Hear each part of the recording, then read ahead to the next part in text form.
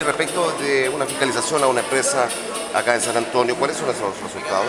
Bueno, señalar fundamentalmente que las empresas pesqueras requieren, en primer lugar, un informe sanitario, no una autorización sanitaria expresa, pues no están afectadas al DFL3.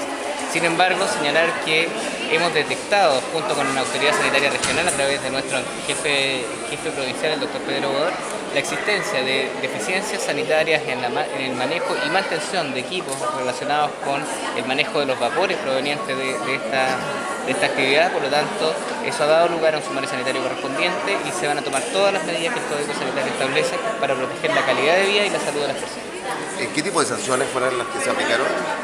¿O no hay sanciones? No, estamos en este momento trabajando los sumarios sanitarios. Hay más de un sumario sanitario por esta misma causa, por lo tanto se considera una situación de agravante y eso es algo que junto con el Departamento Jurídico de la Seremía de Salud vamos a determinar en los próximos días. Cuando hay más de un sumario, ¿son más de una empresa entonces?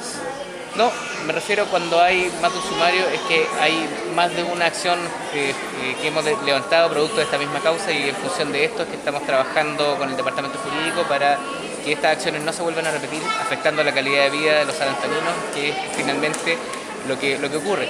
Ahora, señalar que en Chile no hay una norma de olores, sin embargo hay un decreto que es de hace muchos años atrás, el decreto 144, que establece en forma muy general las condiciones de olor que pueden afectar la calidad de vida de las personas. Por lo tanto, hay normativas locales que se han dictado hace muchas décadas que han permitido ser de base jurídica para poder sustentar estos sumarios. ¿La contaminación de qué tipo? ¿Cómo lo podemos especificar para entenderlo bien? ¿Qué es lo que se está investigando?